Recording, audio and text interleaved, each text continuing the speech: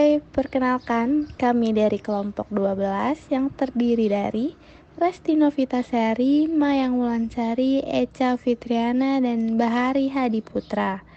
Di sini kami akan mempresentasikan sebuah materi yang bertemakan Bankruptcy, Reorganization, and Liquidation. Enjoy it! Apa penyebab utama dari kegagalan bisnis?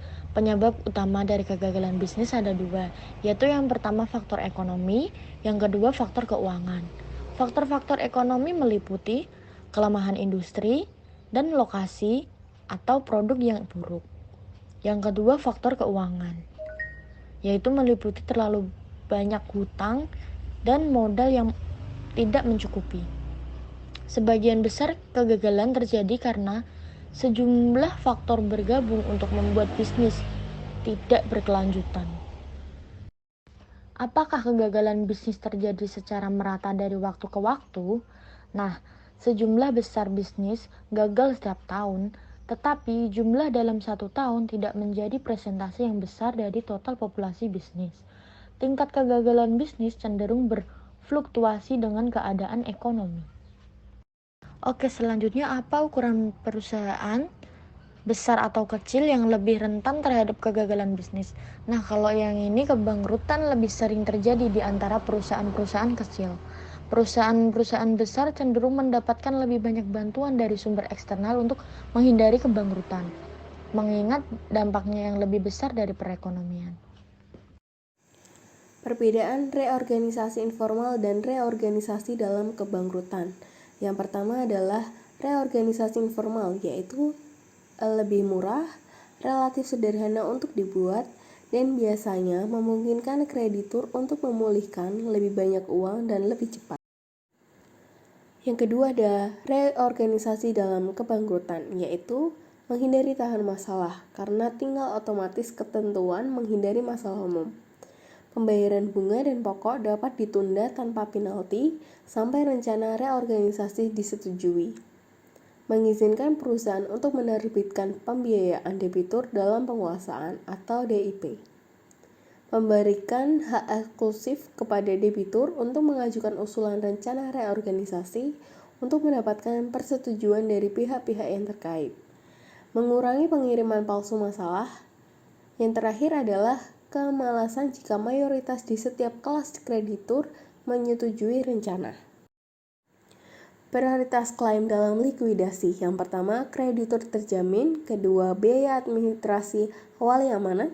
Ketiga, biaya yang ditimbul setelah kasus yang tidak sengaja dimulai tetapi sebelum wali amanat ditunjuk. Yang keempat, upah yang harus dibayar pekerja dalam waktu 3 bulan sebelum pengajuan. Yang kelima, kontribusi yang belum dibayar untuk program imbalan kerja yang seharusnya dibayar dalam waktu 6 bulan sebelum pengajuan. Keenam, klaim tanpa jaminan atas simpanan nasabah. 7, pajak terutang. 8, kewajiban program pensiun yang tidak didanai. 9, kreditur umum atau tanpa jaminan. 10, pemegang saham preferen.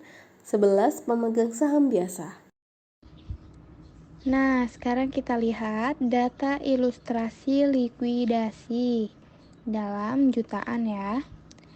Klaim kreditur itu ada akun hutang $10, hutang wesel 5, gaji yang masih harus dibayarkan 0,3, pajak federal 0,5, pajak negara bagian dan lokal 0,2, hipotek pertama 3,0 dan hipotek kedua 0,5.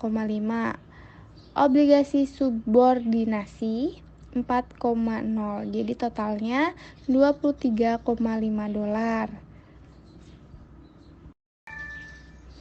Hasil dari likuidasi yaitu dari aset lancar sebesar $14, dari aset tetapnya 2,5. Jadi jumlah penerimaannya totalnya $16,5.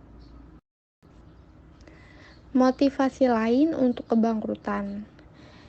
Biasanya, kebangkrutan dimotivasi oleh masalah keuangan yang serius saat ini.